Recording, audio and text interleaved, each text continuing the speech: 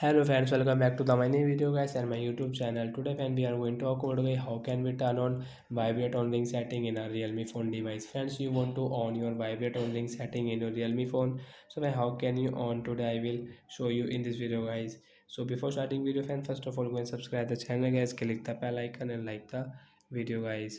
So first of all guys we will turn on our phone setting guys. After on phone setting guys, scroll it. Friends, click on sound and vibration setting guys. Tap on sound and vibration setting guys. So first of all guys, open your phone setting guys. After on phone setting guys, you can see this tab setting in your Realme phone device. So then we will click on guys this sound and vibration setting guys. Tap here and guys scroll it. Friends, you can see vibrate on ring setting and we will on from this right side icon. After on guys, your vibrate on ring setting will on and guys you can use your vibrate on ring setting in your Realme phone device. So that's it guys. Thanks for watching the video guys. I hope friends you have understood how to on vibrate on ring. So that's it guys. Bye bye friends.